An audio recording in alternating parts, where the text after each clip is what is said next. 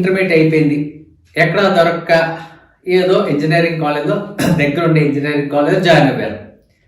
యూనివర్సిటీలు దొరకలేదు, ఐఐటీలు దొరకలేదు, నెట్ దొరకలేదు, ఏం దొరకలేదు. లేకపోతే మన ఇది ఏంటది నీట్ రాశారు, ర్యాంక్ రాలేదు. మళ్ళీ 1 year వెయిట్ చేశారు, రాలేదు. ఏమైంది? ఇంకొక 1 year వేస్ట్ అయింది.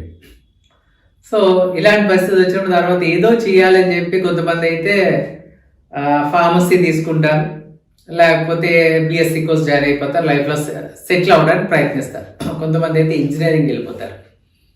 ఇంజనీరింగ్ లో దగ్గరలో ఉండే కాలేజ్ జాయిన్ అయిన తర్వాత జరిగేది ఏంటంటే మళ్ళా డిప్రెషన్ కారణం ఏంటంటే బ్యాక్లాగ్స్. ఇంజనీరింగ్ వెళ్ళిన తర్వాత బ్యాక్లాగ్స్ అనే కాన్సెప్ట్ మంచి ఫ్యాషన్ అయిపోయింది పిల్లలకి. అసలు ఆ బ్యాక్లాగ్స్ ఎందుకు రావాలండి? ఉందిగా మార్చ్ సెప్టెంబర్ పైన, ఇది కాన్సెప్ట్. మార్చ్ కాకపోతే సెప్టెంబర్ కాకపోతే మార్చ్.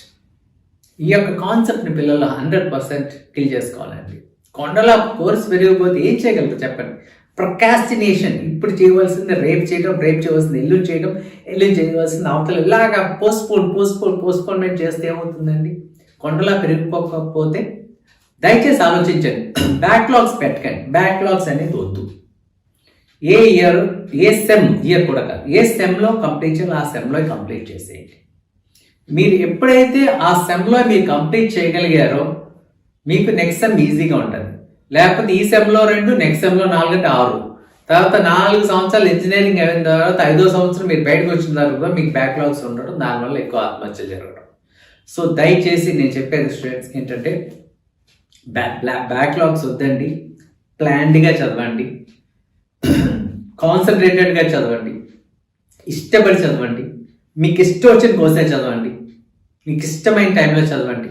మీకు ఇబ్బంది ఉంటే ఈరోజు నెట్ చాలా అవైలబుల్ ఉంది, దాంట్లో సెర్చ్ అండ్ రిజల్ట్స్ ఉంటాయి. ఎన్నో మంచి యూట్యూబ్ వీడియోస్ ఉంటాయి, మీ ఎడ్యుకేషన్ సంబంధించి వినండి. సెల్కి ఎడిక్ట్ అవ్వకండి. ఇక్కడ చాలా ఇంపార్టెంట్, సెల్కి ఎడిక్ట్ అవ్వకండి.